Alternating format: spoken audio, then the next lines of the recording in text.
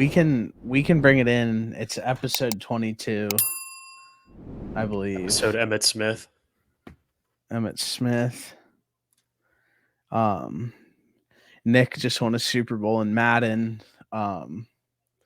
Jersey Jerry's been streaming for 21 hours playing a golf simulator trying to get a hole in one. So I actually have that up beside me right now. Like I'm gonna be peeking over because I want to witness history at this point. Literally, I'm about to throw it on right now. I was watching a little bit of it throughout the day, and bro, he's been so close so many times. It's pretty funny, honestly. It's insane the amount of swings that he's taken. Dude, I would be gassed. Yeah. And he's just grinding through it. He's going on 24 hours. Yeah.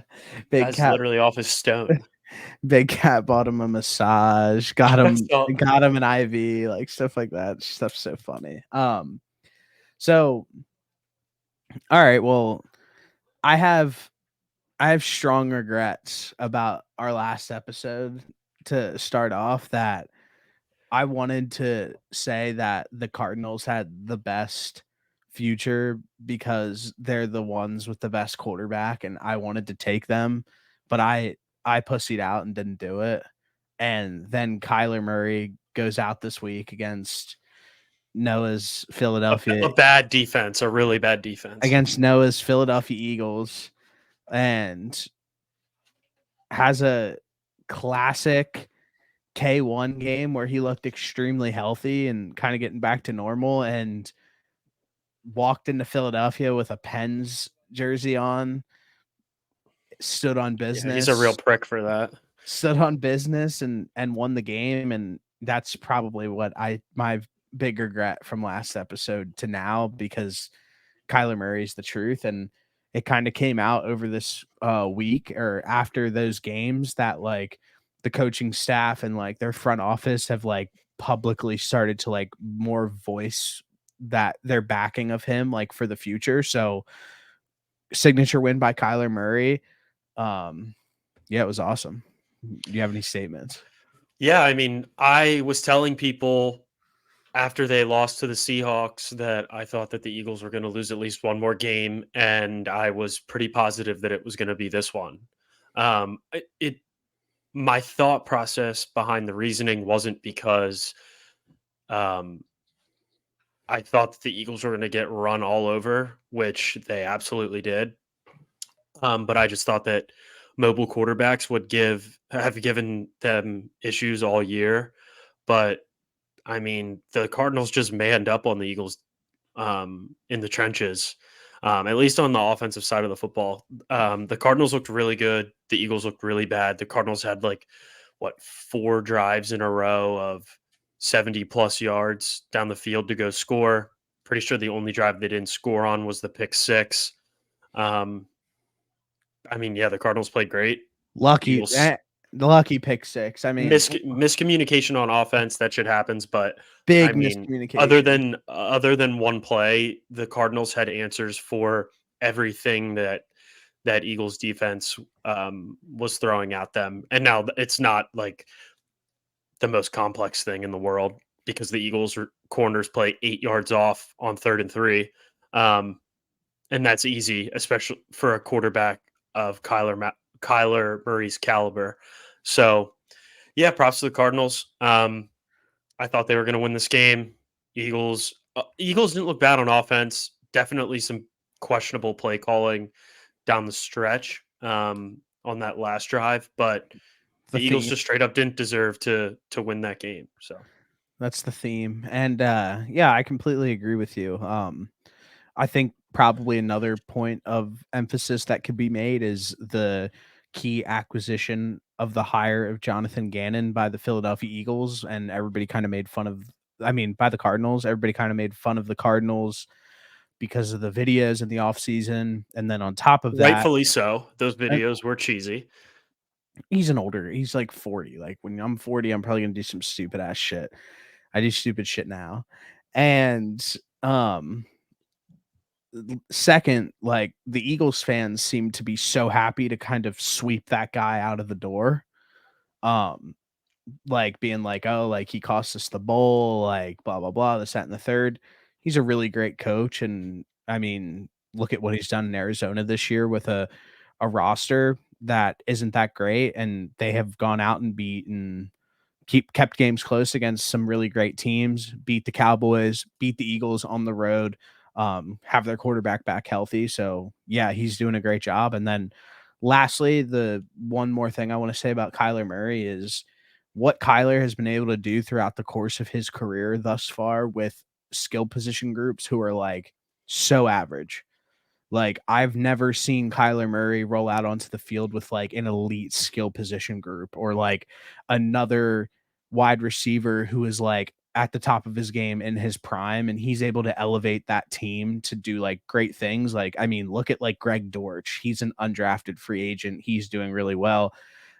James Conner is 76 years old and is still playing at a high level. So Kyler being able to like elevate that talent around him, I just think speaks measures about like Kyler as a player as well. Yeah, I think he looked really good. And I think we said this a couple weeks ago that we thought that he was just going to probably look better and better the more he got to play. Um, I think you're pretty accurate with your take at the very beginning about the Cardinals probably having the best situation moving forward. They have the best quarterback out of that bunch. I agree. Um, but yeah, they look good. They just manned up on the Eagles. There's really not a whole lot to say about the game itself because we've pretty much touched on all of it. It's been the Eagles aren't good on defense, and Well, the there Eagles was got dominated. there was well, yeah, they're They not got good. So like dominated that's what happens. the entire game. So it what was definitely wasn't a good look for the Eagles, but yeah, I completely agree with you. But to go off on like another future conversation that me and you have had a few times, and it seems as if the narrative and feeling has shifted. Chicago really feels like at this point they're not really playing their cards too well of saying I think Justin Fields is probably going to end up coming back as their quarterback moving forward. It seems like the coaching staff feels strongly about that. Matt Eberflus has rallied those guys, so he's going to end up staying. It sounds like the players on defense and offense have publicly backed Justin Fields over the last like month of the season and have pretty much voiced like why in the world would we get rid of this guy? And lastly, since Justin Fields has come back from injury, they've had a top 10 offense by DVOA. They've been playing at an extremely high level. They've been able to put up points. Justin Fields has been playing some really good football, and it feels like over this stretch that Justin Fields is in the same position as Kyler, where you look around and you're like, why don't we just continue to build up this roster and keep this guy who is like pretty special at playing quarterback? I had this in my notes to talk about this. I've been going back and forth on this so much throughout this week based like after this game. Like the Bears looked really good. Justin Fields looked good. The fans were chanting his name. The fans want him there. The players want him there. Like if you're a front office, I understand you have to make the move that's best for you, but at the end of the day, I would rather like there's part of me that would rather have the quarterback that I know what I'm getting right now. I'll admit that I've been pro Caleb Williams and I still think Caleb Williams is going to be a really good quarterback, but like we just don't know still. Um you also have to think about like what satisfaction in the locker room, satisfaction of a fan base. Like if everybody wants him and it looks like Justin Fields has a legitimate future on the Bears, is that the best move to go ahead and trade him? I don't know. It's not an easy question. He's played really well down the stretch here. People like him there. They want him to stay. And I mean, I'm sure you can get some good value for him, but it's a tough decision. And the flip side to that is I've always said that having the rookie quarterback on their rookie deal is a cheat code basically because if you get a guy that's good and you can build around him, then you're in a great spot. That would be like my only reason for trading Justin Fields is you get Caleb Williams in there. They have all this cap space. You're going to get some draft capital for Justin Fields, like you basically reset that timeline on when you have to pay your quarterback. That's really my only thing as far as why you would get rid of Justin Fields. Like he's put in a very strong case to be the starting quarterback of the Bears heading into 2024. Yeah, and it kind of comes back, and I'm gonna group together the Bears and the Cardinals into the same conversation as when you look at each roster and you see how they're playing and what they're doing, and you're like, okay, like what is the biggest point of emphasis and need on this team? Is it a rookie quarterback? Because if the Cardinals go ahead and draft Drake May isn't like the team's not any better at that point. Maybe a game or two, but like what if he sucks and is a bust? And then it's like, well, we had Kyler in here and we were close and now we were completely fucked. And then I kind of think the same thing as the Bears when you watch them play. It's like, well, they don't need a quarterback. They need other positions on the field. And if you can get them with key picks, and if the Bears can trade away the first overall pick for a team who like actually needs a quarterback, like bro, like the They're going to get a Patriots, lot. the Commanders, like the The Giants, I Raiders think could trade the up. The Raiders, like Giants. there's So a many. lot of teams that are going to want to trade up in this draft and get a quarterback. And I think that like it's fair to sit here and be like, well, this is a really great quarterback draft, but you have your guy. And if you're trading out of these top positions, like in the draft, you're going to be able to get future compensation. So if anything does happen, you do have a backup plan, like in a way. But yeah, I think me and you kind of feel almost the same way where it's like these teams and the front offices and the coaches are in a mode where they're trying to win games. And I think that it is going to be hard to sign off on the idea of like bringing in a brand new quarterback when it feels like they have two guys that are establishing themselves as like young great players. Yeah, and on top of that, I think the Bears roster as a whole is a little further on than the Cardinals. I don't really think that's like a hot take by any means. Um, but you Not see by this much. year, Not by much, and but like I'm with you. I think their defense is a little bit better. I think they just have DJ Moore pretty much on offense, which sets them a little bit above the Cardinals because they have nobody. But the rest of that Bears skill position groups, there's less to be desired. Like the Cardinals have Trey McBride. So their defense is obviously in a way better spot, but I think offensively they're kind of in the same place. But go ahead. I would just say that I think Cole Kmet is a pretty good tight end, but I think Trey McBride's certainly better. So end of the day, it's pretty much they both have a guy, but I think either way, um, I don't think it's by much either. Um, what was I going to say? My bad. No, it's all good.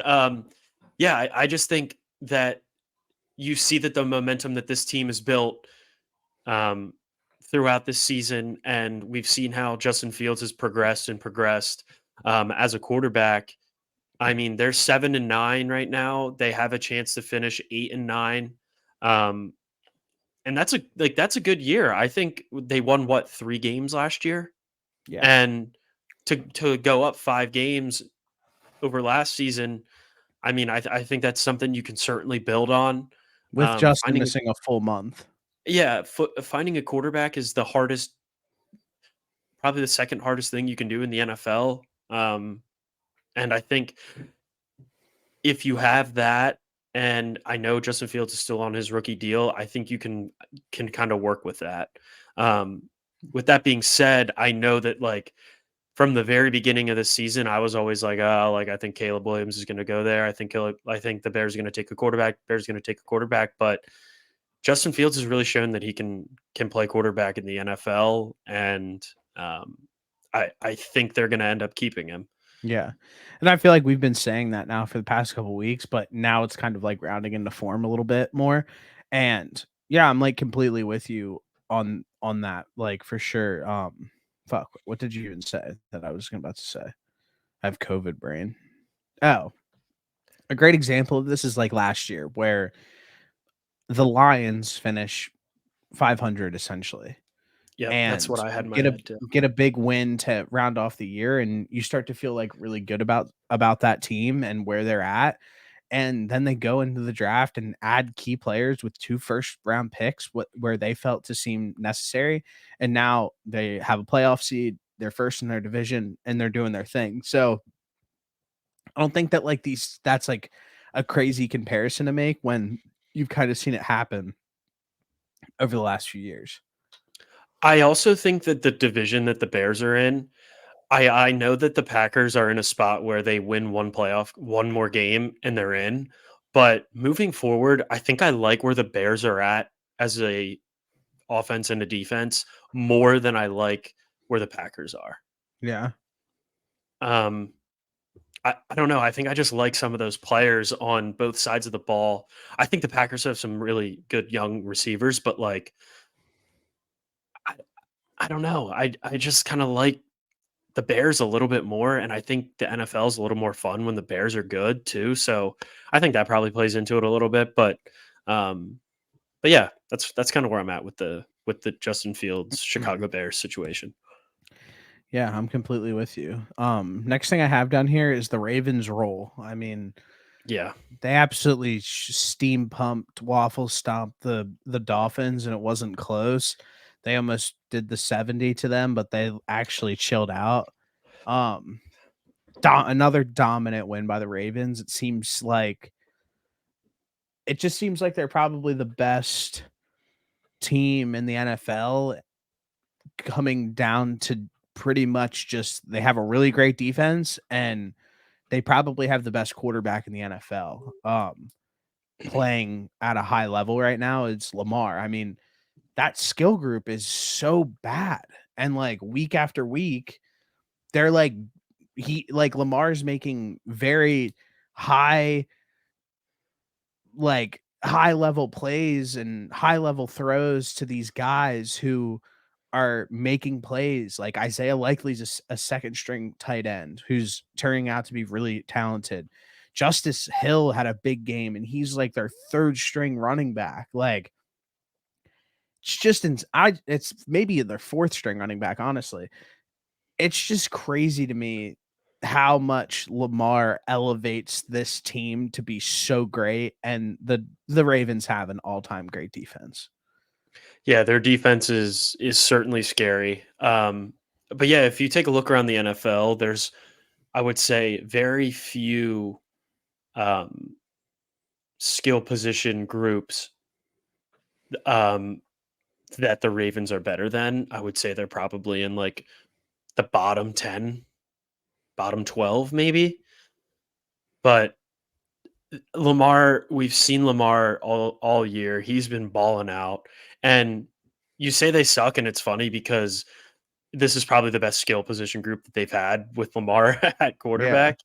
And they just look like the most dominant complete team in the NFL right now. Um, Realistically, the Dolphins, I don't think stood a chance in this game.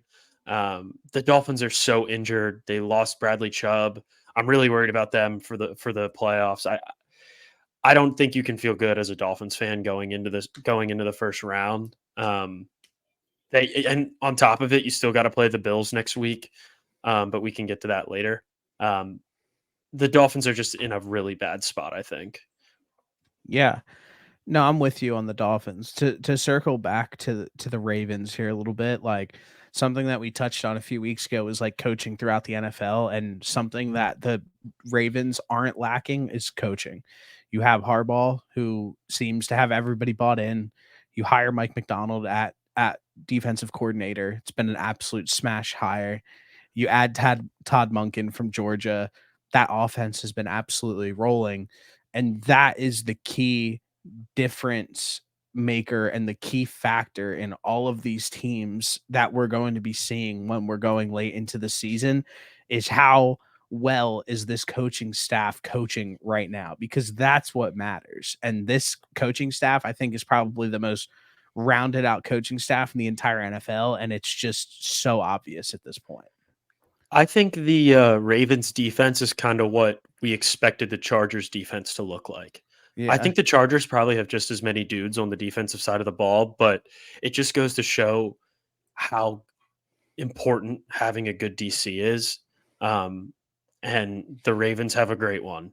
And I mean, we've seen them week in and week out just be dominant, flying around on defense. They're certainly not a team that you want to face it at any point. So I do have one thing um, about the defense, specifically Kyle Hamilton. I'm a fan of him. I really liked him coming out of Notre Dame, but I saw an Instagram post yesterday, I believe, um, about him being able to name like the 13 players that were taken in front of him in the draft. And I'm just to the point where can we just knock that shit off, please? Yeah, I hate that. Yeah, It's so like nobody cares. It's so corny. Like nobody's taking a safety first overall in the NFL draft. Like let's just get that straight. You could be fucking Ed Reed and they're probably not taking you first overall. yeah, Um he's a great player. But also, dude, you went 13 in the like in the yeah, first round. It's not like you were taken in the fifth round, like yeah. 26th overall. Like you're a great like you were a great player coming out of college. I don't. Somebody who like comes to mind when you get that, like Amara St. Brown can list all the wide receivers taken before him. He was a 5th round pick, and like Yeah, he's saying like Tutu Atwell was taken in front of him, and like all these crazy yeah. players, like, and it's like how the hell did that guy go in front of him? And then like Kyle Hamilton's like listing like guys who are like actual like difference All makers in the pro NFL. players. Yeah, yeah. All right, let me see this here. What year was he drafted? Last year, 2022. All right. I mean, let's take a look at the guys that were taken in front of him. I would love that. All I right. think it's 2022. Yeah. Uh, Bro. come on. All right, so It's we've bad, got dude. It's bad. Trayvon Walker, Aiden Hutchinson, Derek Stingley, Sauce Gardner, Kayvon Thibodeau, Ikem Ikwanu, Evan Neal, Drake London, Charles Cross, Garrett Wilson, Chris Olave, Jameson Williams, Jordan Davis. Like, come on. Those are all. There's Those like are all. 10 there's like 10 guys in there that are Yeah. really high level NFL players. Like, Yeah. what are we doing? That's But funny, yeah, I like actually. Kyle Hamilton. I'm a fan, but let's just cut that shit out. It's corny, and unless you're a fifth round picker like later, who cares? I agree with you. All right. Next thing. My favorite thing of this entire weekend was like, do you know those like round tables that like all of like that they do now? Like there's 8 people at one table and they all have like 4 seconds to talk, which is like the conceptually one of the dumbest things that they do in sports media. Yeah. Um, so I forget who it was, and it pisses me off, but they get to him and they're like, "Who's a team that you wouldn't want to face in the playoffs?" It. He's like, "The Bills got their swagger back, and that's the one team that I don't want to face in the NFL." And it was just like, did you watch them against the Patriots today? How about Because against the Chargers on what, like Christmas Eve?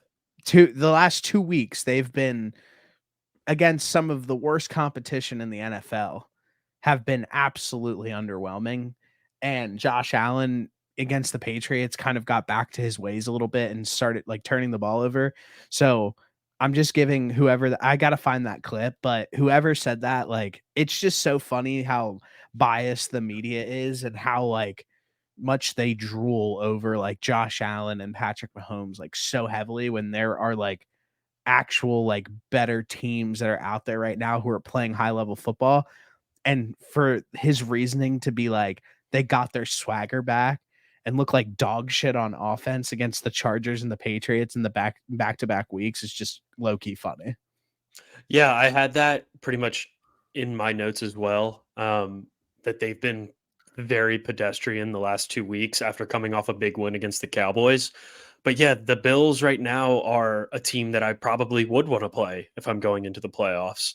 Um, really bad back to back weeks against two bad teams. I mean, there's really no way around it. I mean, there's no reason for you to only beat a Chargers team by 2 and then they won by 2 again this week, or no, they won by 6, sorry. But yeah, against two bad teams. Now, I get it, Bill Belichick is the king of this tanking shit right now, and he's still going to have these guys on defense playing their ass off, but I mean, there's no reason for that game to be that close. Neither one of them in the last 2 weeks. Yeah, especially they have so much to play for as of right now, and if these guys aren't rallying and getting up and trying to blow these teams out as they did in previous years and previous fashions, it makes me kind of question where they're at as a football team currently. But yeah, I think that the Bills are probably a team that I would like to play in the playoffs as well. Who's somebody that you wouldn't want to face? The Ravens. Okay, well, obviously they're the number 1 seed. I Right mean, now right now, there's 2 teams that I would not wanna face, and one's the Browns and two's the Steelers. probably like realistically, like the Steelers. Realistically, I'd Yeah, probably say the Rams. dude. I mean, I haven't thought about that, but watching the or not the Rams, the Browns and the Steelers these last 2 weeks, I don't know, dude. There's something going on over there. I would definitely like to play the Steelers, 10 times out of 10 and twice on Sunday.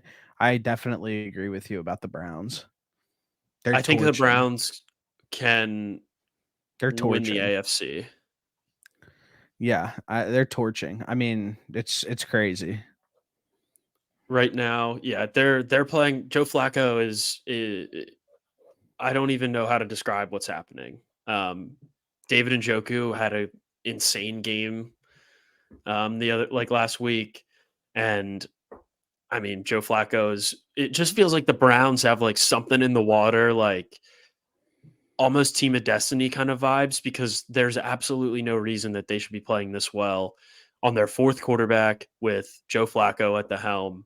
I mean, the guy looks like he's playing for the Ravens when he went on that Super Bowl run. Yeah, and I mean, I hate to beat a dead horse but I'm going to like what's Because you what's support animals. what sticks out about the Browns? Jim Nantz hired defensive coordinator this offseason, Yep. and Kevin Stefanski's a great coach. What like Yeah. like that's literally that's the storyline, bro. Like that's like what needs to be getting talked about like on a week to week basis, like on these like shows that like it's like okay, like which team has an elite coaching staff? Raheem Morris and Sean McVay out in LA, Mhm. elite coaching staff. Like it's just like these guys who have that coaching staff in place, like their guys are going to show up and perform because they're going to be well prepared and they're going to have a great game plan going into it. And we see it week after week at this point. Yeah, having an elite defense clearly helps too, because then you can kind of negate Joe Flacco throwing like an interception or two almost every game. Um, but the they also don't like what he's doing. They don't even need him to necessarily do right now. Like he's going out there and throwing for like 350 and 3 touchdowns almost every week that he's been playing. And although that's great, I don't even think they need him to do that much in order for them to win football games. Yeah. No, I'm with you. And honestly, it's kind of cool to see David Njoku unlocked a little bit because he looks the part. Like, you know what I mean? Like you look at David Njoku and you're like, holy shit, like this dude's an animal. But like his play hasn't really backed that up over his career. So it's kind of cool to see him get like unlocked a little bit and like get used in the correct way. And I think that like probably moving forward, like that's going to be a big building block for them because it seems like he's kind of gotten it like figured out a little bit and he's like gaining confidence. So yeah, I mean, I like this Browns team. It's cool to see. It'd be crazy if they were healthy. I mean, like if they had Nick Chubb and Deshaun Watson right now, like and didn't lose like Grant Delpit and like a few players on the defensive side of the football, like man, this I would be right there with you on like the Browns could win the AFC. Unfortunately, I just think that like at a point, like the key injuries start to like pile up a little bit. And I don't think that like this losing some of that star power that they've lost like over the course of the season is going to help them at all. Like when it really matters. To be honest with you, the Nick Chubb injury obviously important, but I don't think this team goes this far with Deshaun Watson. There wasn't enough that I saw from those games that he was playing in that lead me to believe that they would be on a heater with him at quarterback right now. Yeah, I mean, I don't know. I just disagree. I mean, he might not be like throwing for 350 yards, but I mean, you just said it. Like you're like, well, the defense kind of allows like Joe Flacco to like get away with like a little bit more, and he's outshining expectations and all this stuff. I think it's like an absolute like no brainer statement that like Deshaun Watson's better than Joe Flacco.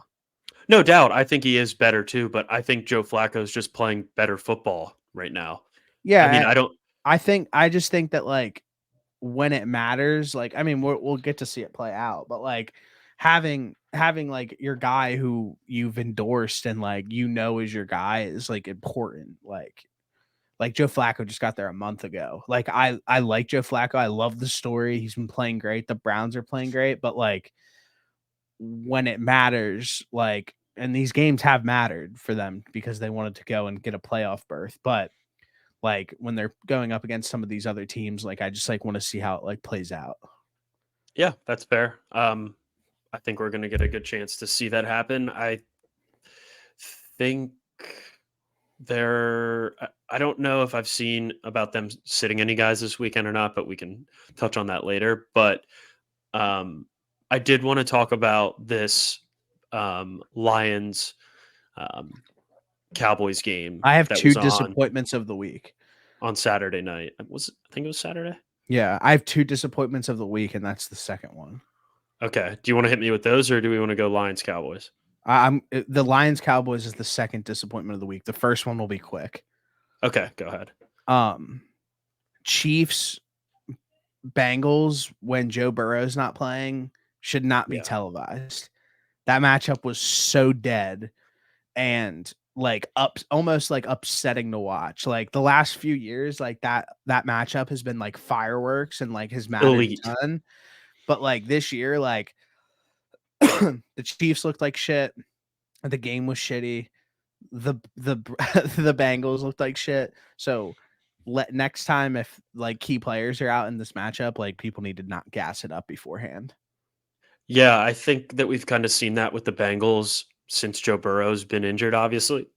Excuse me. There was a bunch of primetime matchups that we thought were going to be elite quarterback matchups that we were robbed of. I mean, off the top of my head, I think that one week when it was supposed to be Jags Bengals and Joe Burrow got hurt right away, and then or that might have been the week before. Either way, it was supposed to be Jags Bengals, and that was a matchup that I know we were personally looking forward to a lot.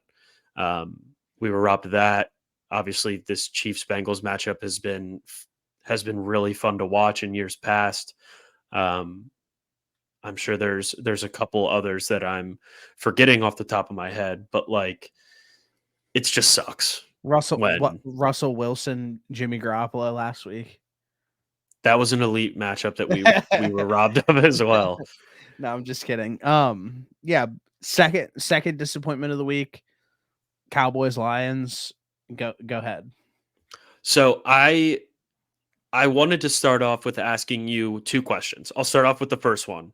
Would you have gone for what did they go for it like 3 times in a row The second on time that final play? they went 2 for it times. twice. Would you have gone for it after they were penalized the first time, or would you have kicked No, the field goal? I would have kicked the field goal after the second time because Okay. they were like I liked the first call. The second call, you kind of have to like go back to the drawing board. It's like, okay, we just like dumped our load on that play. Like we need to kick the extra point and like send it in overtime. We've been dominating this team the entire game. So yeah, second one I would have kicked the extra point. Okay. And then so correct me if I'm wrong. One of the Lions backup linemen is supposed to check in with the ref, and they're supposed to announce that he is eligible, right? And he did that. Mm. And then the play was called back because he was ruled ineligible. Yeah. Is that on the Lions to check in even more? Is that on the refs? What do you think about that whole scenario?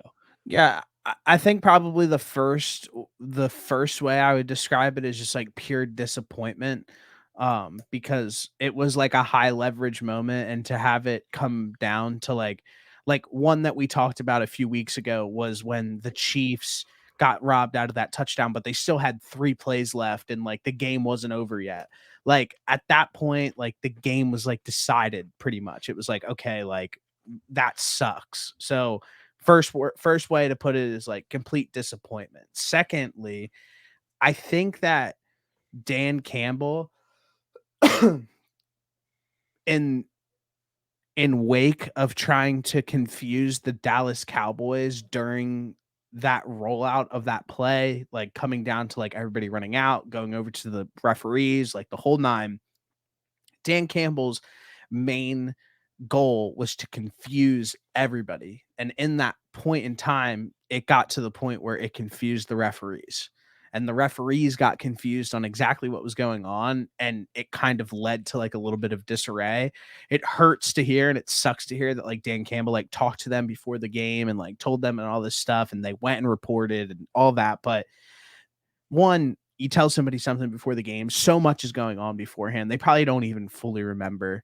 Two, it was just there was so much going on and there's so little time that the confusion got the best of that situation. And I don't think it should have been called. I think that there's a real argument probably to be had that it could have been overturned. I know people were literally saying like Roger Goodell could overturn a game. Like I think that there's real argument there, but ultimately the Cowboys won.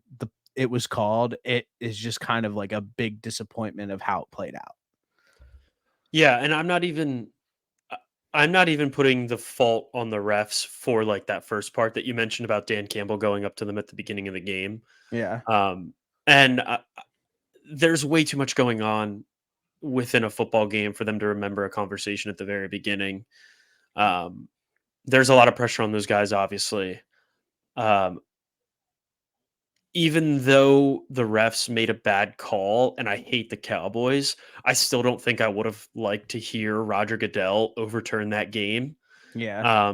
I think that is probably not the way to go about it, and I don't think that's the way to kind of handle um, high leverage situations like that um, as a league. But I mean, if you're a ref, and these refs especially, who have been god awful all year, I mean, y- I understand it's a tough spot, but if they come in and if the guy that catches the football comes up and checks in with you before the game, that's on you to recognize and to realize, oh, okay, that guy checked in with me, he's good to go. 2-point conversion's good. Game's just about over. So I don't want to put this all on the refs because it is a tough job, but if the players are doing their job to go in and check with you prior to the play, you got to have that under control if you're a ref. No, and I'm completely with you. And the way that it's handled is that referee crew is off the playoffs. They're not going to be on the playoffs. So um yeah, that is what it is. So, but yeah, I mean, I'm with you. I think it played out the right way. It just sucks that that's the way it played out because it was sick and it was cool to see the Lions like really show up in a big game and like you saw Dan Campbell drop his nuts. Like that guy doesn't give a fuck. And it was awesome and it was a fun we like to say that like people like to watch fun football games. Like Dan Campbell plays a really fun brand of style of football and isn't scared of the big moments. And even their defense showed up and it's just I liked what I saw out of the Lions and I wanted to see them win that game and it sucks, but I mean that's life. Yeah. Two other things. CD Lamb, I mean, hell of a game. I think he had what, like 13 catches for like 200 yards and 2 touchdowns. Um, Hell of a game One by him. bro, one that 92-yard touchdown, Crazy. Dak threw an absolute dot. Like that Yeah. was the most perfect ball thrown like I've seen all year. Like what a throw. So, but go ahead, my bad. Yeah. That throw was Absolute. insane. Absolute dime. But no, the other thing that I was going to say was that if you would have asked Lions fans and if you would have asked the players and everything, if you were to only give up 20 points to the Cowboys on the road, um, I think majority of them would have been pretty confident to say that they were going to win that game. Yeah. But it's not how it played out. It's a tough spot. I liked what I saw from the Lions. Their defense actually stepped up. It's a tough loss, but there's certainly a lot of things that you can take away from that as a team, especially going into the playoffs. And like, it hurts. That's not one you want to lose, but can't win them all.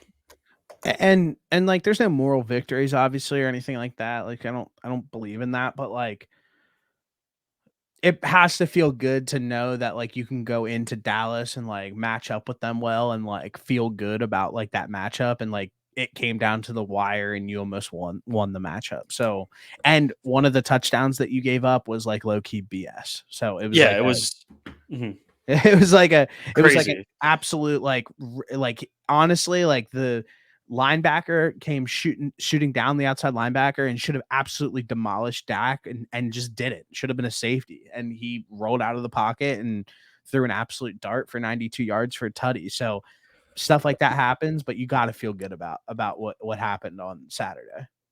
Do you remember how they would do the like the chance of completion? I think it was like the Amazon or something like live analytics, whatnot. Yeah. Yeah, I would have liked to see what the odds of that play were. I can't imagine they were very high. It would probably be like less than a 2% chance, something crazy. No, I'm with you completely. I don't have anything else on the games unless if you do, you can go ahead. No, I just wanted to touch on some of the bowl games though. Um, Oh yeah. I just wanted to see kind of what your thoughts were on. I mean, Penn State, Michigan, Alabama, Washington, Texas, whatnot. Man, what a great way to spend my birthday watching Penn State get absolutely shit rocked. Felt good. Um, man, you're not, and I really appreciate your perspective on being a Penn State fan, like because all of them are so fucking annoying. Penn State fans are, and I'm sorry to keep doing this, but they're so delusional. Like all you heard like the entire time is like, well, from Adam and everybody, obviously, like, oh, they get to match up against Ole Miss, like blah blah blah, this, that, and the third, and then it's like they lose, they get the shit kicked out of them, then it's like, well, there's too many, like James Franklin, there's too many moving parts, like we had too many moving parts this offseason, like blah blah blah, and just like the excuses, like all the excuses all the time, and like the never the acknowledgement of the big loss when like when you got to show up. Like it's not like they lost on some BS. Like James Franklin brought up like I didn't think the officiating was that great. It's like, homie, you lost by 3 scores. Like we talked 30. like what do you mean the officiating wasn't that great? What are you talking about? I just think that like I one of my tweets actually went viral for the first time in forever, which was funny. I tweeted like Oh yeah, that was funny. I'll pop it up on here, but it was like James Franklin when he can't play UMass and Delaware every single week. Like, and it was a picture of Keegan Michael Key. Like, that's genuinely like how it feels. Like when as and I would feel that way as a fan, like where it's like, okay, like you have all this big energy for when you guys play these shit schools and these programs who don't really have anything going for them, but you go up against a coach like Lane Kiffin, and or if you go up against one of these prestigious schools with a good head coach, it seems like you always get out coached, your team always gets outplayed, and the games seem to like at the end of it when it's all said and done, there just seems to be an excuse greater than being like, well, we got our asses kicked. Like it always seems like there's some built-in excuse after a big loss. Yeah, and I saw a tweet. I can't find it, but it pretty much just highlighted like James Franklin's career as a Penn State coach. And yes, he's won some bowl games, but he hasn't really ever won. He's won one big game, two big games realistically as a Penn State coach. Um, but yeah, that game sucked ass to watch. Um, I understand Penn State were they five and got a half point they were favorites. favorites. They now there was a lot of silent opt outs. Whatever. I do want to ask you about that after this, but Okay.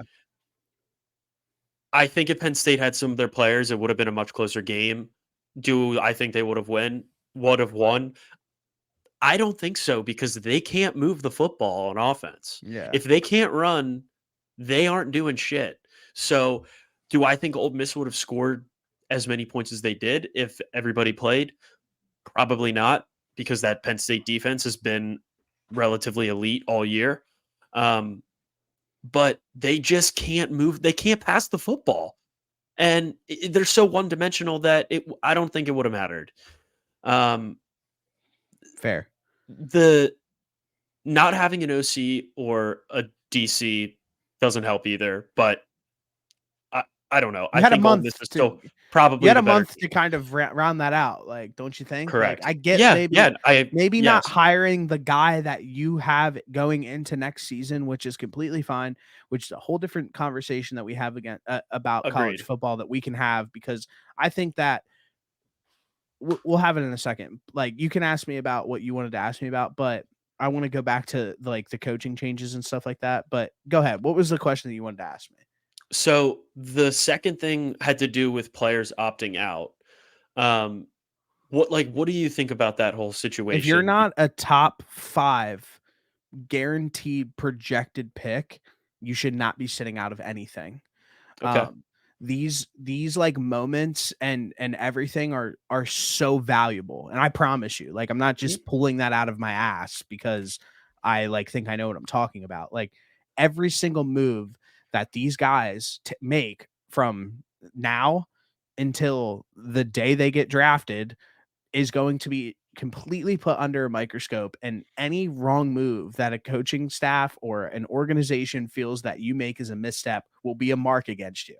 And in my personal opinion, if you're not the guy in the draft, if you're not Marvin Harrison Jr., if you're not Caleb Williams, if you're not Drake May, like, what are you doing? Like, if anything, like, you should want to be putting more tape out there so you can see it. It also shows that you wanted to finish out a season. Like, this just goes back to the bigger argument about the NCAA and college football, where it's like, dude, college football is really bad. And if the kids don't want to play in the bowl games, get rid of them. Like, it don't, what's the point of having all of these games and everything if the kids aren't going to play? Like, keep the big ones. Like, if you want to go play, like, it seems like all the kids want to go play in the college football playoff. If, like, so you're telling me that if Penn State made the college football playoff, probably every single one of those kids would have been playing. So, That's where I was going to go with this. what's that it should be the same exact energy, and if the same exact energy is not being kept for these bowl games, you need to eliminate them because they're pointless. Yeah, I mean, I think that if I think the one other positive thing about them expanding the playoff to 14 teams is that you're going to see a team like Penn State, a team like Ole Miss. You're going to see less guys opt out because they know they have a chance to play for a national championship, which is all you can ask for. Um, but yeah, as a fan, man, it sucks because like I wanted to see Jaden Daniels play in a bowl game. Like I would have loved to see, although we got a phenomenal performance from that USC quarterback. I would have liked to see Caleb Williams play one more time. That would have been cool. Like I would have liked to see Penn State like have their 4 starters play on defense. Like that would have been great. But it just it sucks. If the bowl And games aren't going to get treated like a real part of the season, why have them? money. Okay, then that's fine. Then, like, bro, like, the NCAA needs to figure out a way to, like, okay, great, all these players can do whatever the fuck they want now. Good for them. But now you need to figure out a way to completely reel it back because now it's just gone completely north and south or whatever the fuck you want to say. It's so bad. Like, everything about it is just so bad. I will say though, the 2 games that we saw the other night were both really fun to watch. I personally thought so. But I'm just kind of thinking back to like who's been the last like big dog to not sit out of a bowl game. And for some reason McCaffrey's in my head. Um, he was like a Yeah. top 3 pick, and Yeah. I remember him playing in the bowl game against No, he sat out. I It was a I big I thought he played thing. against Iowa. It was a big Was thing that a that he year sat before then out. he played? Yeah. That was a Oh, big thing okay. that he sat Okay. out. It was like when he sat out, everybody was like all pissed off and up in arms because that was Okay. before people started doing. But one last I thing. thought that I thought it was somebody else. You are correct. One last thing about the coaching thing that I personally I can't like connect it. So they need coaching hires in college football need to start at a different time. Yeah. I don't see why Manny Diaz, we have a game that we're prepping for. That's a part of the Yep. season. Why Manny Diaz and whoever else just like leave, go to Duke, and then aren't involved in any way, shape, or form, and then you're left scrambling the last half of the season trying to figure out who you want to be a defensive coordinator. In the NFL, that just isn't like the Saints aren't going to hire Ben Johnston before the playoffs start. Like Mhm. it's just it makes absolutely zero sense to me in any way, shape, or form. I think rosters and coaching staff should have to stay in place until the season, and by the season is over, I mean the last day of the playoff. If Yeah. Duke wants to hire Manny Diaz the morning after the last day of the college football playoff, so be it. So be it. Yeah. Yeah, I completely agree with you, and that's something that my uncle, I believe, I was talking to him about it. I have to piss. Go Um, ahead. Go ahead. He was just saying how these kids that if you're going to enter the transfer portal, similar to like the head coaching thing, if you're going to enter the transfer portal, has to be when the season's done. Um, and I think I'm a fan of that as well. Um, but at the end of the day, I would fully like to be a complete team as much as possible heading into the final game of the season because yeah, that's great. You got a head coaching job. Congratulations. But realistically, what are you going to get accomplished in the 1 month type period that you would be spending prepping for a bowl game that is going to take away from you being a head coach? Somebody tell me if I'm wrong, but I don't know that it's going to make that much of a difference if you wait until the college football playoff is over as opposed to um, like the end of the season. Well, I could it's be wrong though. I don't know. but what difference? It doesn't make any difference. They need to like That's what I'm asking. I don't what know if needs there to is. Like, happen. I don't think There that is a 1 month makes difference. a difference. There is a difference because of the way that it's set up. So you have to Right figure out. now, yes. If everybody So has to stay until the season is completely over, bowl included, nobody can enter the transfer portal, nothing like that, then I mean, like the only thing that you're doing realistically as a new head coach is picking out your staff for your new team you have all and off season though. exactly and Yeah. prospecting kids that are in the transfer portal, i.e. you don't make people go, you can't let kids go to the transfer portal until the last game of the season's over, and you can't let coaches leave their team until um, the last game of the season's over. Bro, just You could give like, a soft commit to being a head coach, but you still have to coach the game. but what's the point? Like, bro, I don't think just about to how get it in crazy, paper. I don't know. I'm like, just trying to literally like think be as about like, flexible. but think about literally like how crazy like college football is set up right now, where it's like the season's not like, bro, like the season was barely over and Manny Diaz was out the door Yeah, and you still have a game left. yeah, Like it's like crazy. you have a game left, and, like, that's if these games aren't a point of emphasis, stop doing them. They're pointless. And like you said, like, as a fan, like, I was pretty upset that I didn't see this and that. Like, well, yeah, like, no shit. Yeah, Like, these people are spending their hard-earned dollars. Like, bro, Penn State fans, I went to the Rose Bowl last year. Penn State fans fucking and okay, like, what? If Penn State played in a New Year's Day bowl instead of a 2-day earlier bowl, do people sit out? Like, why is a 2-day difference that big of a deal? Because I don't remember anybody sitting out in the Rose Bowl last year. So it's weird, dude. Like I just don't understand how college football is set up. me personally, as of right now, like, I think, I mean, this is like an extreme statement and probably a hyperbole, but like the way it's set up right now is like it's like doomed to fail. It feels like where it's like, and it's probably not going to fail because college football is extremely popular, but like the way that it's being run is like not good. And like I think that like everybody who has like half of a brain can like sit back and look at it objectively and be like, why is it run like this? And how can it get better? And where does it start? Well, yeah, I mean, this entire thing was doomed to leave somebody realistically unhappy when they made a 14 playoff with 5 major conferences. So like it was doomed from the start. So I think next year we'll see these games matter a little bit more. I think we'll probably start to see less opt-outs um, from the teams that are maybe the teams that are at like the 5, 6, 7, 8. I don't really know about like the 9, 10, 11, 12s because I mean anything can happen, but I'm sure there will still be kids that are going to opt out. But I think we'll probably see less. But who knows?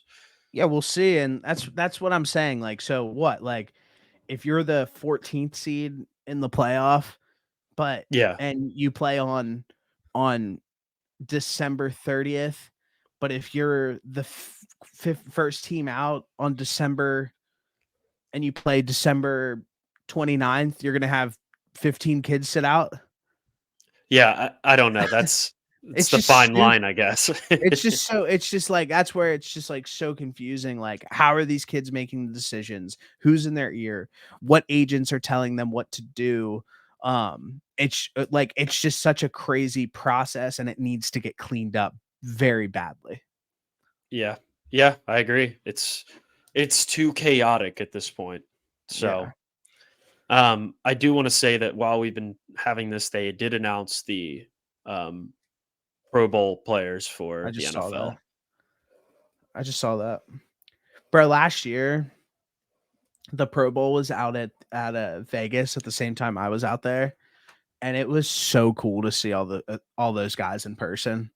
Yeah, Like yeah. like I can't even imagine. it was just like, I mean, obviously we're big NFL fans, and I don't care that I'm a fucking grown ass man looking at like Justin Jefferson, who's 3 years younger than me. Like, it's still fucking cool. I don't care. Yeah, Um, yeah, so I'm we're obviously big fans of the game. So like getting to see everybody, like I remember, like I've told the story 10 million times, but I love it. Like I remember going to the Raiders facility and Tay Adams and Max Crosby were like in the weight room working out, and I was like dude. looking over, Dude, they're like two of the best at their yeah, position in the yeah. NFL. Like that's as cool as it gets.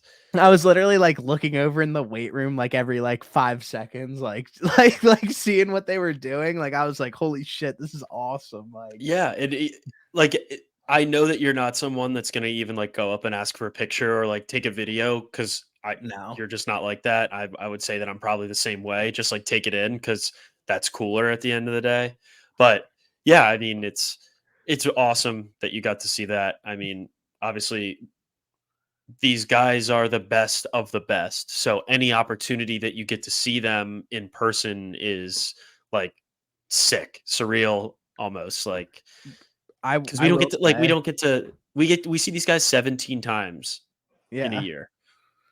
Like I will say that Max Crosby came out of the weight room and was standing like right near us, and we're the same age, and he's like 6'8" and massive. And I was like, I felt like maybe the biggest pussy I've ever felt like in my entire life. I was like, Max Crosby would literally kick the shit out of me bro, like he'd throw that. you 40 yards. Yeah, like he would literally like fuck me up, bro. So it was just like funny that like just like seeing all those guys, like, but yeah, I mean, it was cool. I will say when I saw Bill Belichick, I took the phone out and took a video when he That's walked fair. past me. But he's the You're not goat. going to post that anywhere though, so No, it doesn't no. matter.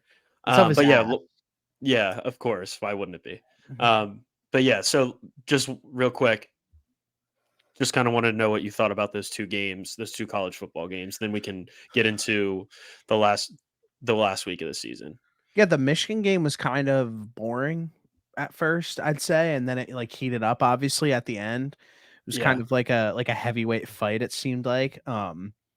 Weird play call at the end for Jalen Milroe. I would just let him sling it, and if nothing's open, then let him run. But that's just me. Michigan, they're bullies.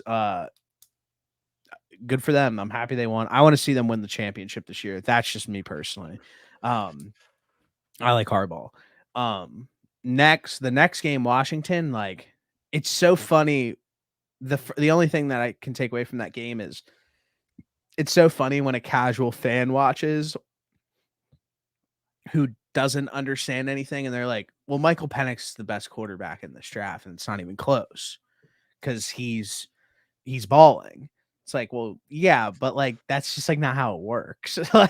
It's so funny that that's like how it is because like you watch what Penix did and he like was completely fucking dialed in and it was Made awesome to every single watch. throw. Yeah, made every throw. I didn't think Washington would win. I thought they were the odd team out. I think I said it on here. They went and beat Texas, so good for them. It was an awesome win. Bad day to be an Adam Brenneman hater because he's all over Washington. And but yeah, it's just that was the one thing that because I was like looking on X and they're like, you're telling me that this guy isn't the best quarterback in the draft. It's like Penix is 26 years old, has 2 torn ACLs, a fucked up shoulder, and is a lefty. Like he is not going to be a top quarterback taken in this draft at all. It sucks because that guy has literally all the things that you need from like as a quarterback. Like his pocket presence is phenomenal. He has a fucking cannon, and he can just pick apart a defense. Maybe he'll prove us wrong. I don't know. It's a shame. It's a shame that he's 24, has 2 torn ACLs, and is lefty because, I mean, he's the best quarterback, and that could be because he's been in college for so long. So, like, he knows how to do this, which is not an insane thing. But No. I mean, he was so dialed in. It was honestly so sick to watch. I thought Washington was going to win. I hope they win it all. I fucking hate Michigan, so I'm kind of nervous for the game. Dude, I think what are you that you're a Big Ten guy. You should want the Big Ten to I win the don't. national That's championship. something that doesn't matter to me. You Everybody always should. says that, but I don't care. But like I you should hate want the Michigan. chance. But then you can say that you're playing the best team. Like I don't that's give the a point. shit, You should. dude. Penn State season comes down to 2 teams every single year, and Penn State is not in a spot where they're going to beat either one of them in the same season for the foreseeable future. How crazy is it that you're gonna just start getting shit rocked by Washington too every single year? Dude, if they keep getting fucking 24-year-old lefties with 2 torn ACLs, we don't stand a chance. I mean, it's funny, like, if anybody has paid attention to Washington's from like 2015 when they first arrived, when they went to the playoff the first time, to like now, they always have these really talented wide receivers who don't always pan out in the NFL, but are really highly productive college wide receivers. And then they have these quarterbacks who like can absolutely sling it around the yard. It's So just those are the 2 things that they seem to always kind of have.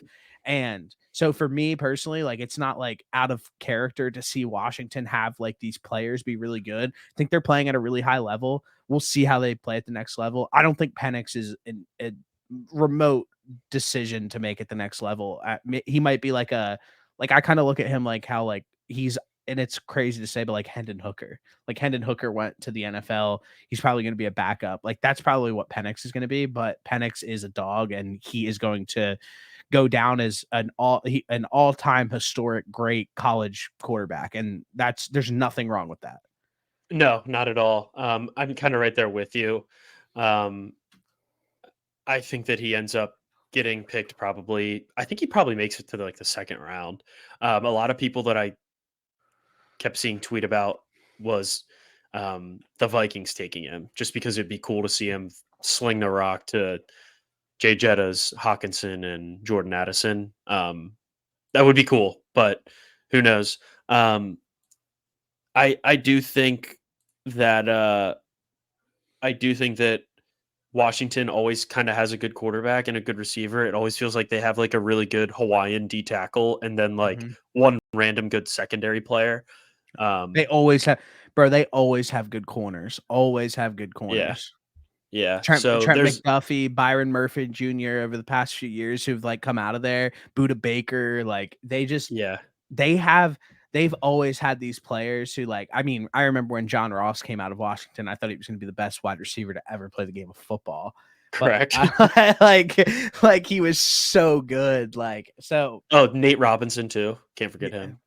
Isaiah Thomas. Isaiah Thomas, yeah. But yeah, I think it's gonna be a good game. I think Washington. I don't really know how you can stop Washington on offense, but it also kind of feels like Michigan might be able to just bully them um, on the offensive line from like a Michigan offensive standpoint. Like they might just run all over them. It feel it So it feels like that would be the keys to success in that game is to kind of dominate the line of scrimmage and play your game and not theirs.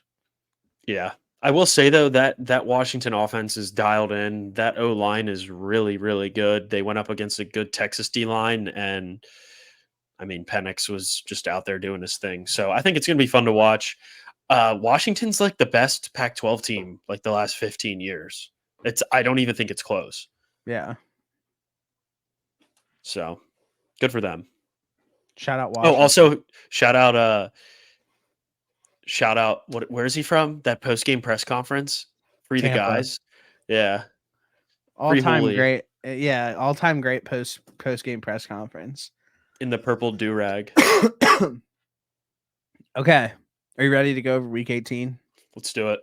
Before we go into week 18, there's obviously some key quarterback matchups that we're going to be experiencing. We got Carson Wentz versus Sam Darnold, LA versus San Fran. Jared Stidham for the Broncos versus Aiden O'Connell for the Raiders.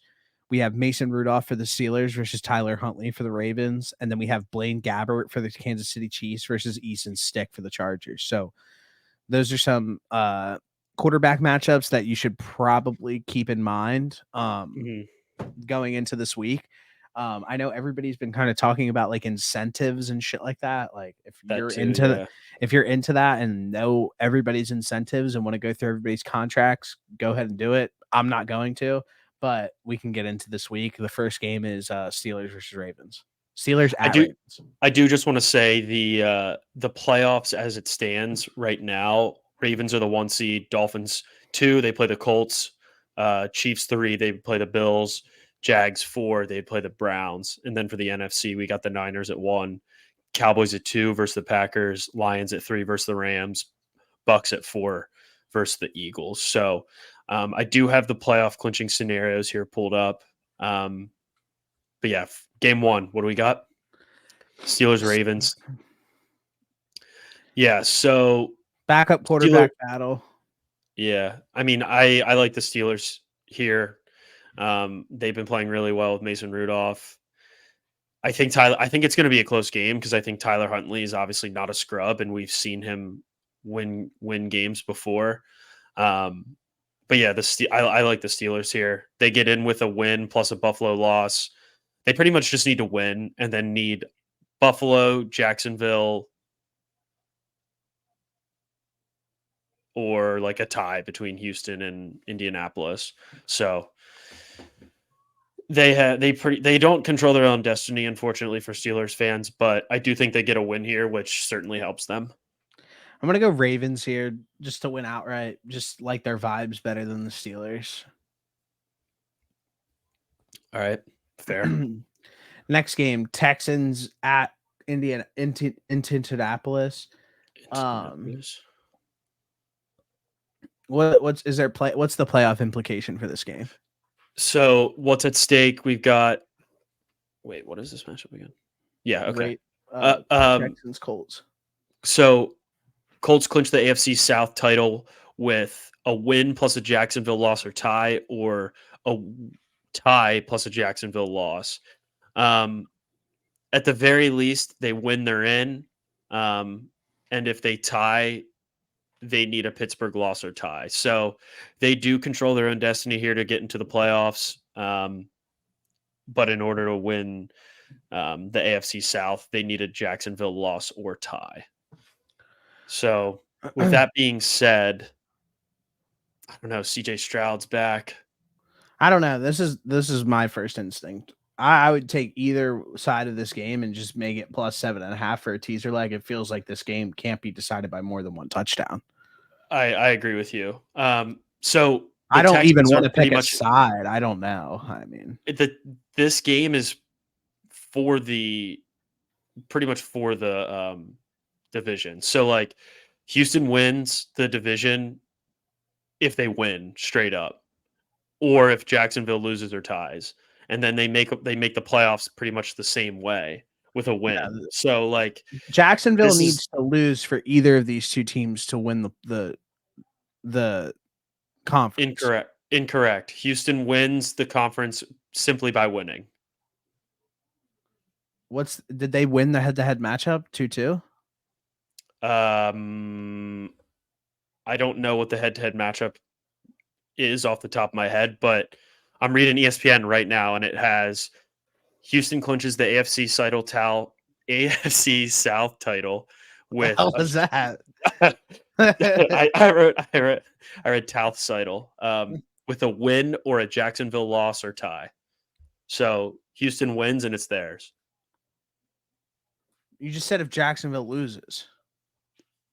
Yeah, Houston wins the AFC South title if Jacksonville loses or ties, or if Houston wins. So like if they win, they win it. They can still win it if Jacksonville loses or ties.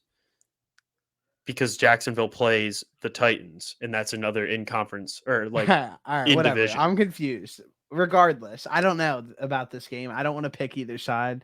It seems like it won't I'm be taking the decided by more than a Texans. touchdown. I'm taking the Texans Saturday night 8:15 for the division. Next game, Falcons Saints. I'm completely out on the Falcons, and that probably means that they're going to come out and win this week. Yeah, that's kind of where I'm at. And every time I pick the Saints, they always fucking lose. And every time I pick against them, they win. So I just can't Stay away. stay away. And I want the Falcons to win, so I'm gonna pick the Saints. Fair. Bengals versus Browns. I mean, these games, like before we keep going, like these games aren't like good or fun to watch. No, there's probably like 3 games that are gonna be that have like actual implications. So probably like I don't know. I don't have anything to like say about this. Yeah, I think the Browns are just probably gonna end up sitting majority of their starters. They can't get any higher with a win, so like there's real no incentive for them to send anybody out there. I think the Bengals probably end up winning this one simply because it's just going to be a bunch of Browns backups. Nothing too groundbreaking. Next game, Jacksonville Titans, probably the first one that like matters a ton. That's everybody's going to be playing. Yeah, Second one. I think that Jacksonville probably wins this matchup, but I do think it's close. And they squeak in by the skin of their dicks. So I like Jacksonville here. Okay, so what I'm confused with is Jacksonville wins, they also win the division. So I don't know what happens if the Jags win and the Texans both win. Yeah, that's why I said the Texans need like no matter what right now. If Jacksonville loses, that's like what needs to happen for either of those two teams to be able to win the division. Like regardless. If Jacksonville wins, the Texans don't win the head to head. All right, let's see what Ian Rappaport has here. Because that ESPN article sucked. All right. Texans, Houston clinches AFC South division title with a win plus a Jacksonville loss or tie. Okay, yeah, that's not how it was worded at all on ESPN. Yeah, And then the Jags clinch the division with a win or a tie plus a Colts Texans tie. So It's pretty much just on the Jags. It's the Jags division to Jacksonville. lose. Jacksonville take care of business. If you don't take care of business, you're not in the playoffs. So Yeah, I think that they come the out Jags and do win take the care of game. business. Yeah. Yeah, I think they take care of business. Next game, The stand on business game. They need it. Yeah. Next game, Buccaneers at Panthers. Baker Mayfield revenge game. He's already been talking about it. Yeah, I mean the Panthers suck. I'd probably just take the Bucks here. Yeah, so I don't know. I'm pretty much gonna the Panthers suck and the Bucks just need to win the title, like the division title. So everything in this leans Bucks. I picked the Bucks last week. They let me down. I'm giving Baker Mayfield a second shot. I think he goes out there, dominates. They win. They win the NFC South and face the Eagles. Oh my God, what a absolute shitter of a game. So this game's weird because the Patriots need to lose. They do. But Bill Belichick hates the Jets and owns them. What I think happens is they tank this game.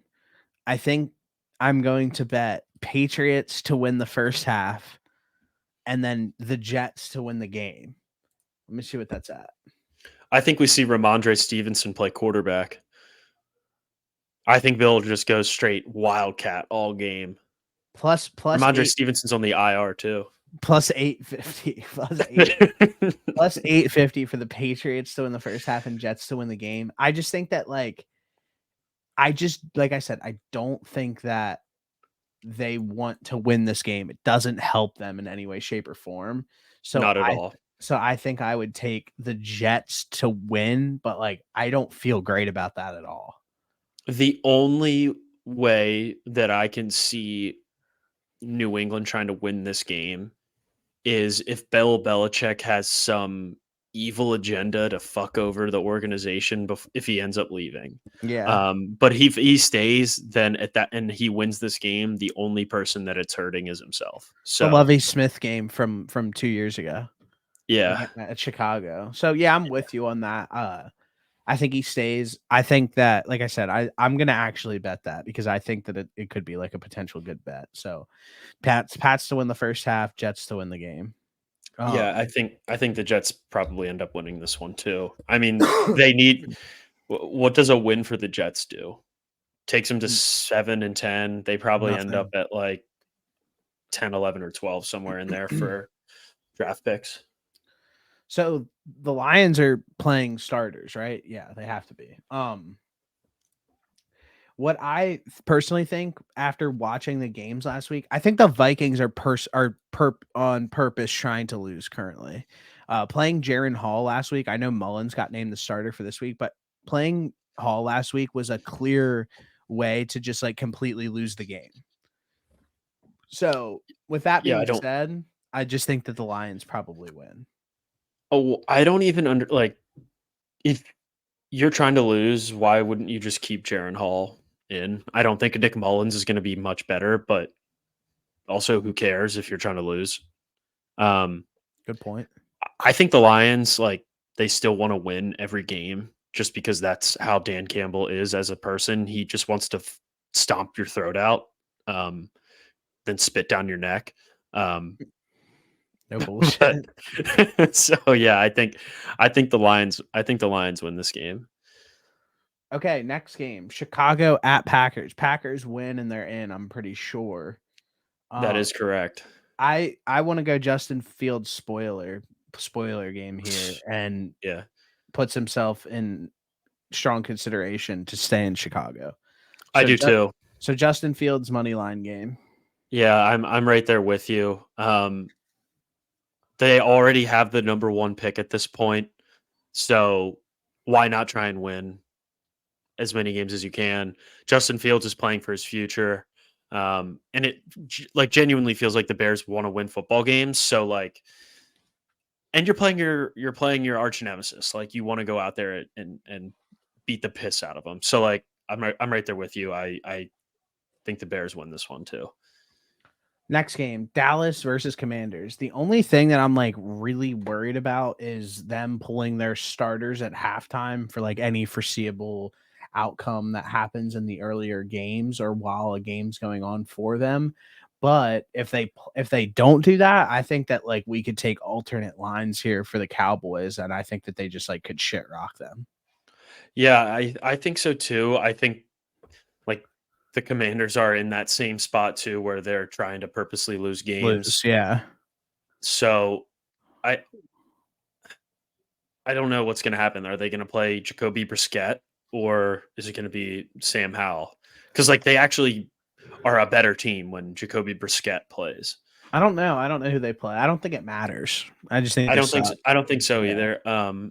But so the Cowboys clinched the division with a win or an Eagles loss. So there's So a part of me that the the Eagles play at the Giants. same time. So unless if like it's halftime and the Giants are up by like 30, the Cowboys are going to play their starters because they want to clinch the division.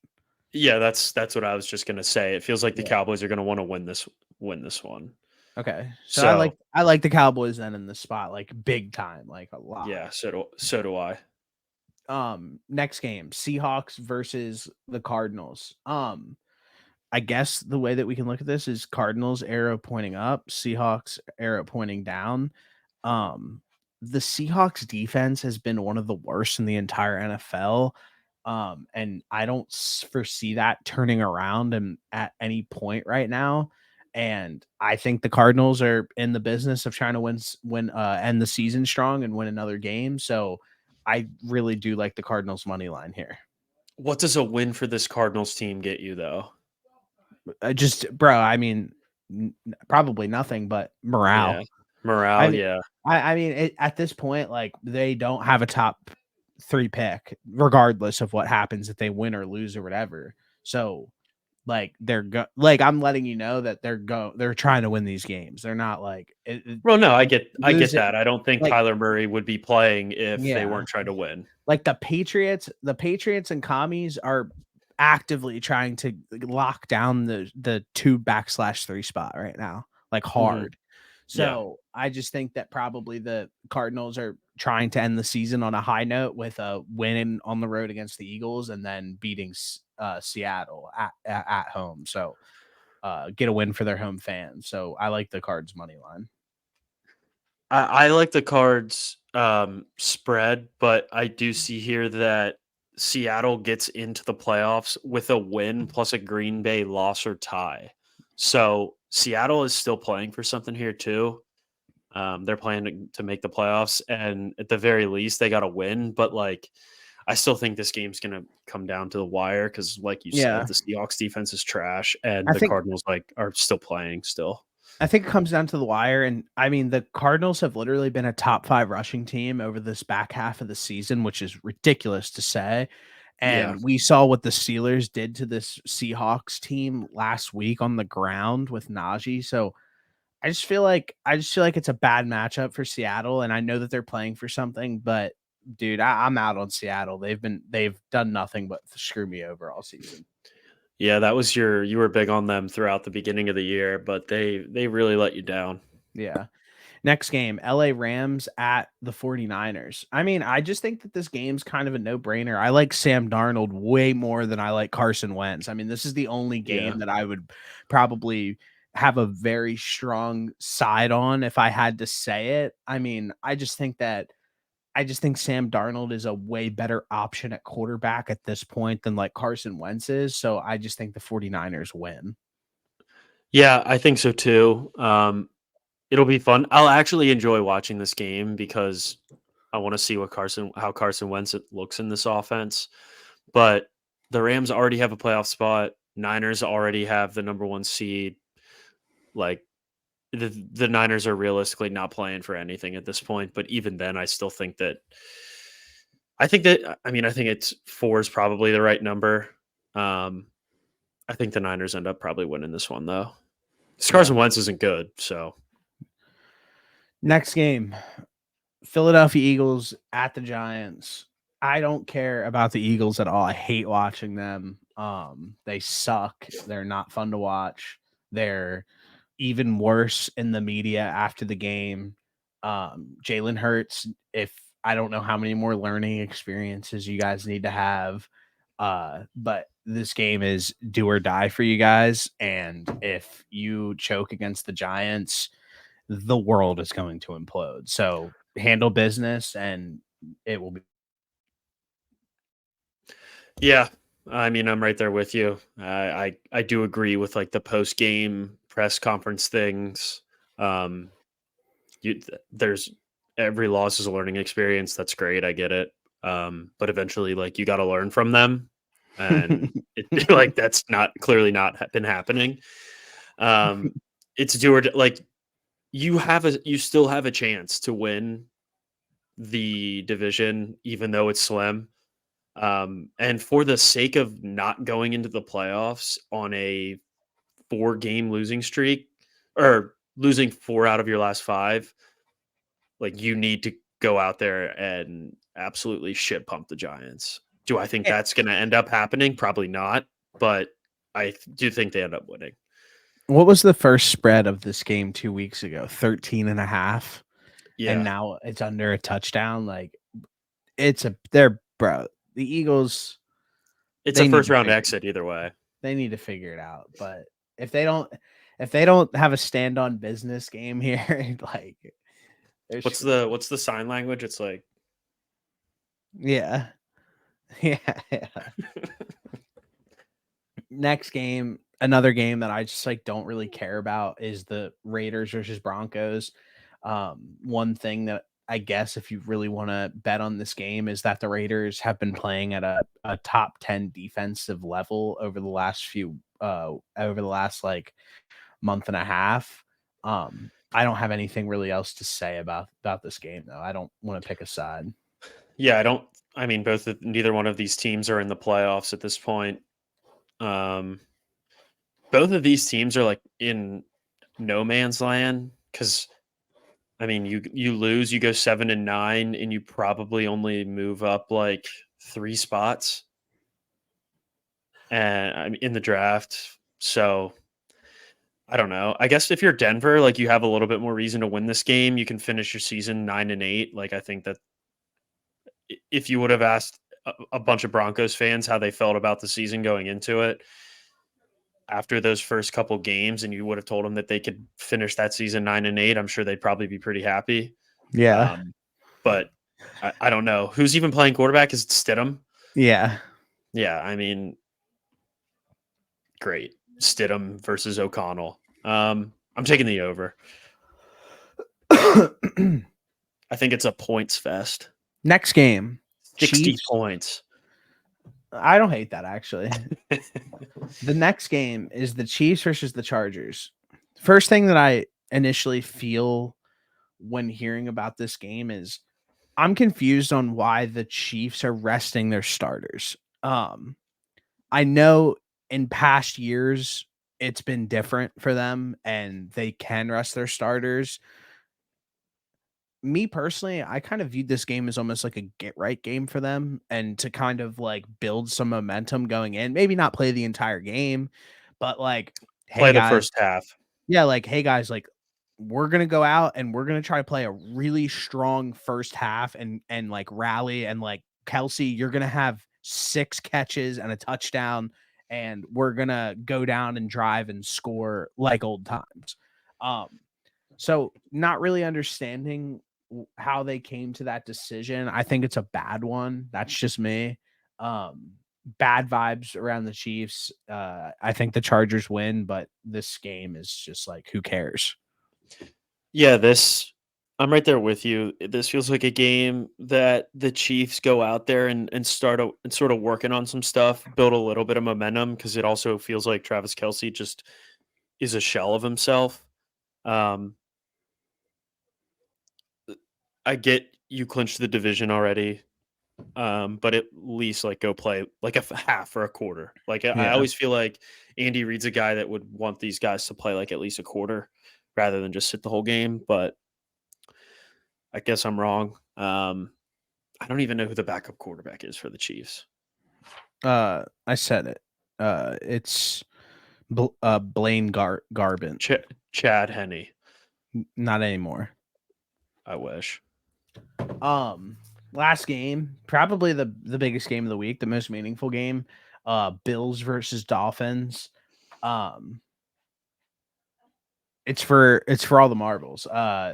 I know that everybody has some concerns about like the Dolphins defensive injuries. I have the same type of feeling about the Bills.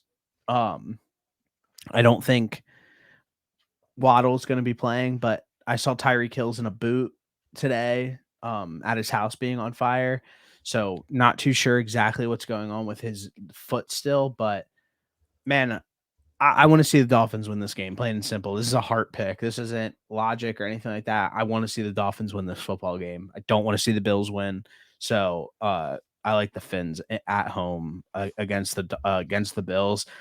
At this point, I'm just hoping that they lay up an egg and kind of have a letdown game. So at the very beginning of the year and periodically throughout the season, I was always very big on the if you have Josh Allen, like you're not in that bad of a spot. With that being said, I also have a Dolphins to win the division ticket, which I would enjoy if that cashed. So um, I would like the Dolphins to win this game, but I'm not going to be like that upset about the Bills winning because I like watching Josh Allen play football sometimes, but I care more about my bet. So I do want the Dolphins to win.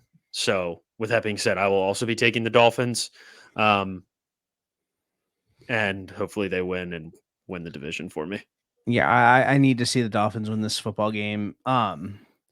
Just out of like I said, it's a complete heart pick. It's who I want to see win. It's how I want to see the season get ended out, the regular season as that is. So yeah, I mean, so that officially is the full review of the regular season in whole. We did every single week.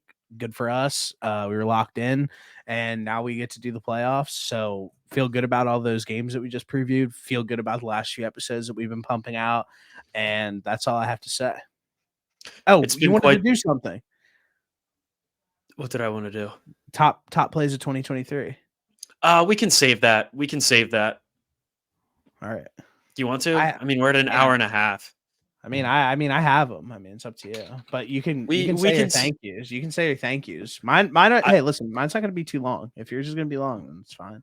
I'll. We can just save it. I was just gonna say that it's been a great season. Um, it went by insanely fast, which sucks. Um, but we're not done yet. Still got a couple weeks, and this is where it gets really nitty and gritty.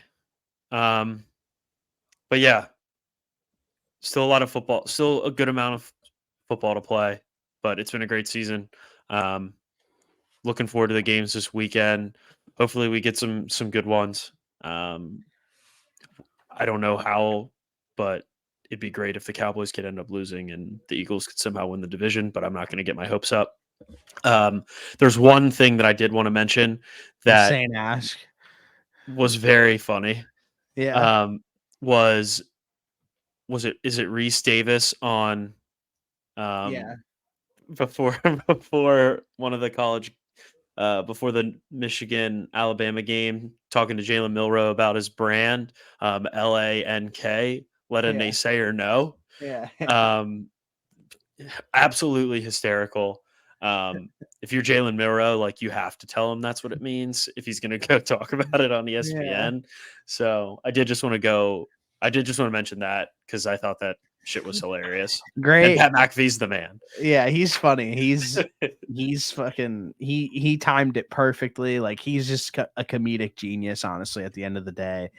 Um And then Twitter obviously like kind of exploding after that was like it was funny. Like it was just like a good day. A lot of great memes out of that. Bro, but you said that the season went by fast. It feels so weird because I'm like sitting here like looking back at like all my notes and everything that I've had go on since we started doing this, and it feels like I've aged like 45 years just based off of like everything that I've done, and then like fucking all of these episodes that we shot. It feels way longer than what it has been in my opinion, but also goes by extremely fast, if that makes any sense at all. No, I completely agree with you. Like 17 weeks, I think it went by fast, but if you were to like look all the way back to the very beginning of the season, you'd be like, holy shit, that felt like 3 years ago. So I don't know what the exact word is that describes something like that, but if you do, drop it in the comments. Yeah, it's insane. And one last thing, no one knows, and if anybody's here this far, and the boys finally got a job, nailed a good one, fired up, start on the 22nd. If that's probably like I texted Noah this morning, it felt like I had like I've had this like big pressure on my head for the last like 6 months, and like it finally feels like it went away. So it feels good to be back. If there was a way, like, I don't know how I did this earlier in earlier episodes, but like when random balloons would go off like above my head, just Yeah. that's what I would be doing right Yeah, now. I appreciate that. I so appreciate that. so congrats. Let's win some bets this weekend. I think that about does it. I agree. Hey, see you, brother. I'll text you. All right, brother. Later. Peace.